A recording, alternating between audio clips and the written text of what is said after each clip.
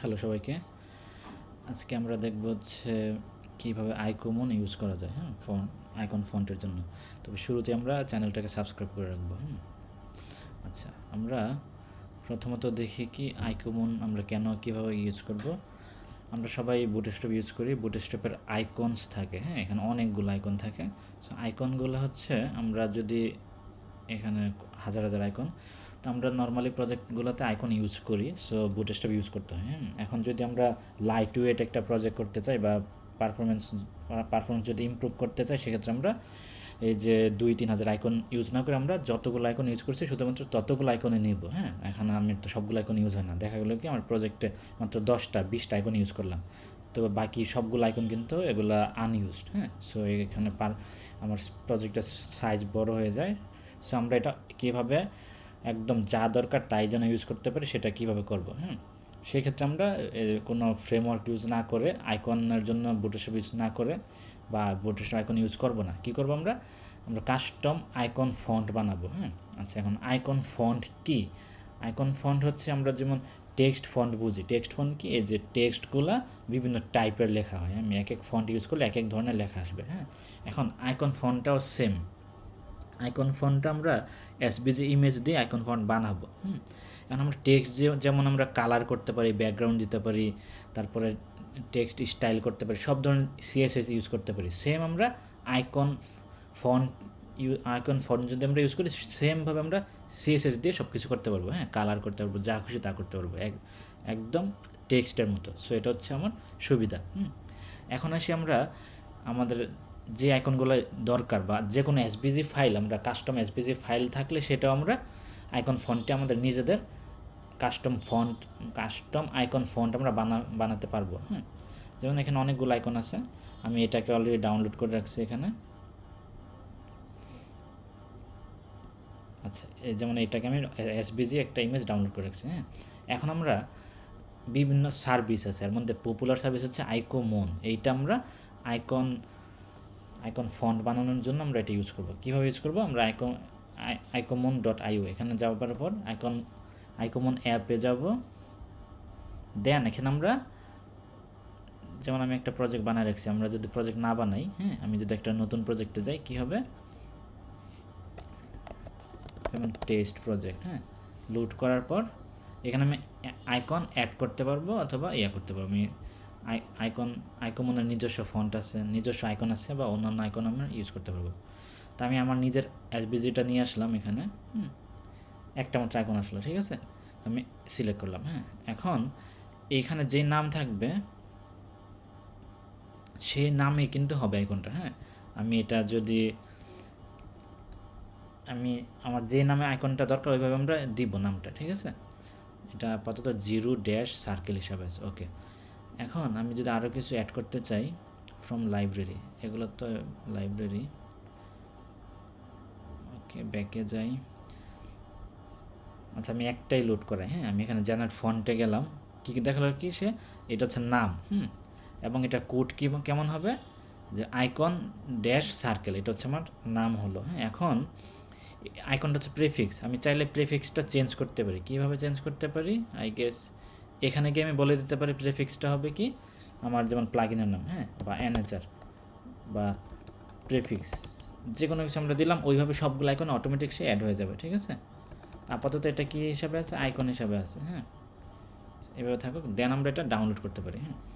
Download করলে কী হবে? এই শুধুমাত্র একটা আইকন নিয়ে আমার একটা আইকন ফন্ট তৈরি হয়ে গেলো। সেমভাবে আমরা যদি প্রজেক্টে যাই, আমি যেমন হ্যালো ওয়ার্ল্ড ডেভ নামে একটা প্রজেক্ট করে রাখছি, এই আইকনটা নিচ্ছি, সাথে আইকোমনের ফ্রি অনেকগুলো আইকন সিলেক্ট করে আমি জেনারেট ফন্ট করছি। করার পরে সেগুলোর নেমগুলো দেখায়, দেন আমি ডাউনলোড করতে পারি। আচ্ছা, এখন আমরা যদি ডাউনলোড করি কী থাকে এখানে দেখি। ডাউনলোড করার পরে এমন একটা জিপ হবে, জিবি এক্সট্রা করলে এটা আসবে। এই ফাইলগুলো তারা দিয়ে দেয়। এখান থেকে এই ফন্টে যেগুলো থাকে এটা আমরা নিব, ঠিক আছে। এই ফন্ট নিব আর style.css নিব। এই দুইটা জিনিস। আর হচ্ছে জেসনটা হচ্ছে আমার পুরো প্রজেক্টের ডাটা এখানে আছে। সো আমি পরবর্তীতে যদি এখানে ইম্পোর্ট করতে চাই এক্সিস্টিং প্রজেক্ট, আমার এই জেসনটা লাগবে, ঠিক আছে। তো আমরা এই 3টা ফাইলে রাখবো। জেসনটা আমরা যদি ওয়ার্ডপ্রেস প্লাগইন বানাই সেক্ষেত্রে আসলে জ্যাসনটা না পাঠালেও হবে প্রোডাকশানে। সেক্ষেত্রে আমরা কী করব, এটাকে গিট ইগনোর করে রাখতে পারি, হ্যাঁ, গিট ইগনোর না, ডিস্ট ইগনোর করে রাখতে পারি যেন এটা ডিস্ট্রিবিউশনে না যায়। ওকে, এটা গিট ইগনোর করা যাবে না, এটা লাগবে গিটে। আচ্ছা, আমি 3টা ফাইল কপি করে আমি আমার যে কোনো প্রজেক্টে ইউজ করতে পারবো। এটা আমার HTML প্রজেক্ট হোক বা PHP প্রজেক্ট হোক অথবা ওয়ার্ডপ্রেসের প্লাগইন ডেভেলপমেন্ট হোক, যাই হোক ওয়ার্ডপ্রেসের মেইন প্রজেক্ট হলেও আমরা ইউজ করতে পারবো। আচ্ছা, আমরা যেমন এখানে এনএচআর রব, যেমন আমি এখানে একটা সাইট বানিয়ে রাখছি hello world -dev.txt, হ্যাঁ, এটা বেসিক hello world প্রিন্ট করে আর কিছুই না। এখন যেমন এটা, ঠিক আছে, এটা, হ্যাঁ, এটা হচ্ছে প্রজেক্টটা। আমি যদি প্রজেক্টটা বের করি,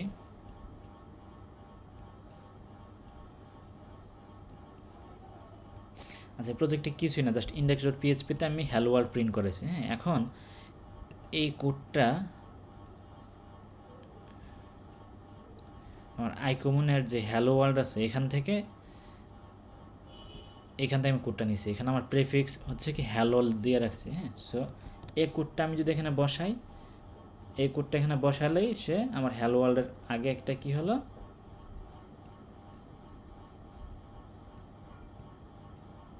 হ্যালো ওয়ার্ল্ডের আগে এই আইকনটা চলে আসছে। ঠিক আছে, এখন আমি এই ফাইলগুলো কিভাবে কি করছি, এখান থেকে এই ফন্ট এবং সিলেকশন এবং স্টাইল এই 3টা ফাইলকে আমি একসাথে নিয়ে আমার প্রজেক্টে রুটে, হ্যাঁ, আইকনস নামে একটা ফোল্ডার করছি, করে সবগুলা পেস্ট করে ফেলছি। ঠিক আছে, ফন্টের সবগুলা, সিলেকশন, স্টাইল, ঠিক আছে, সব একসাথে একটা ফোল্ডার নিয়ে রাখছি। এখন আমি আমার মেইন প্রজেক্টে জাস্ট এই স্টাইলটা কল করছি, আর কিছুই করতে হয় না। হ্যাঁ, ইন্ডেক্সে যদি যাই, কী করছি আমি আইকনসের স্টাইল.csটা কল করে দিছি, সে সব কাজ করে।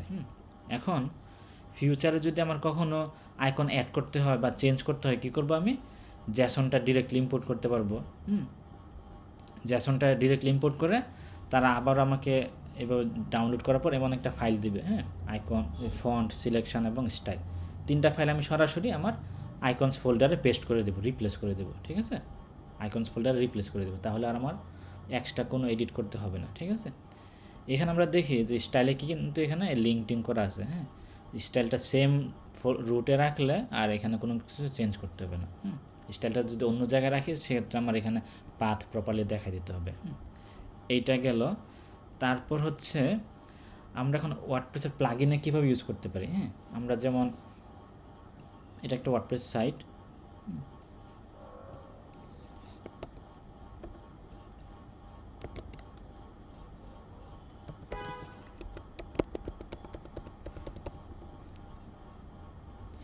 এখন এখানে যেমন আমার একটা কাস্টম প্লাগইন আছে ফ্রিকুয়েন্ট আপডেট ম্যানেজার। হ্যাঁ, এটা হচ্ছে পাবলিশ করবো রিসেন্টলি।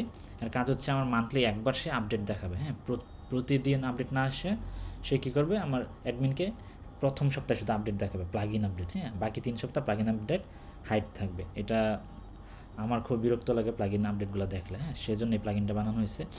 এখন এই প্লাগইনে যদি আমি আইকনগুলো অ্যাড করতে চাই, কী করব, যেমন আমি দেখাই, এটা হচ্ছে অলরেডি আমি করে রাখছি যেন টাইম কম লাগে সেজন্য। হ্যাঁ, যেমন এই প্লাগইনে আমরা কি করি, সিএসএস যেমন আগে রেজিস্টার করে এনকিউ করি। হ্যাঁ, সেম এখানে আমরা রেজিস্টার করব। আমি এটা কি করছি, আমার যে অ্যাসেট ফোল্ডার আছে, অ্যাসেট ফোল্ডারে সিএসএস আছে, আমি এখানে আইকন নামে একটা ফোল্ডার করছি। এটা আইকন অথবা আইকনস একই কথা। হ্যাঁ, আইকনের ভিতরে আমার ফন্ট ফোল্ডার, সিলেকশন, জেসন এবং স্টাইল 3টা রেখে দিছি। ঠিক আছে, রাখার পরে আমার প্লাগইন থেকে, প্লাগইনের মেইন ফাইল থেকে কী করছি, আমি জাস্ট আমার আইকন স্টাইল.cs এটা আমি কল করছি। ঠিক আছে, রেজিস্টার করে এখানে এনকিউ করে দিছি। এই এতটুকুই কাজ। এখন আমার প্লাগইনে যে অ্যাড হলো, আমি যে কোনো জায়গায় আমি আমার এই আইকনগুলো ইউজ করতে পারবো। ঠিক আছে, এখানে যতগুলো আইকন আছে সবগুলো আমি ইউজ করতে পারবো। হ্যাঁ, ইউজের কি, যেমন এখানে কীভাবে বলা আছে যে এই কোডটা, হ্যাঁ, এই কোডটা দিলে আমি ইউজ করতে পারবো। সো আমি যদি এখানে একটু ট্রাই করি, এটা ইন্সপেক্ট করে ট্রাই করি। যেমন এডিট HTML এখানে আগেই দিয়ে দিলাম। হ্যাঁ, দেওয়ার পরে পেস্ট করলাম, এই যে আইকন চলে আসছে। ঠিক আছে, সো এইভাবে আমি সব ধরনের, এবং আরেকটা জিনিস দেখি আমি এই আইকনটাকে আমি কতভাবে কাজ করতে পারি। এটা যেহেতু আইকন ফন্ট, হ্যাঁ, আমি এটা একটা কালার রেড দিতে পারি। ঠিক আছে, ব্যাকগ্রাউন্ড ব্যাকগ্রাউন্ড ইয়েলো, একদম টেক্সটের মতো আমি সব কিছু করতে পারি। হ্যাঁ, টেক্সট স্টাইল, এটা তো সাফারি এর জন্য করে। হ্যাঁ, ঠিক আছে, আমি বিভিন্ন কাজ করতে পারবো এখানে। ঠিক আছে, ওকে, ঠিক আছে, আমরা আইকোমন ইউজ করে ট্রাই করবো প্রজেক্টটাকে লাইট ওয়েট এবং অপটিমাইজ করার জন্য। Thank you.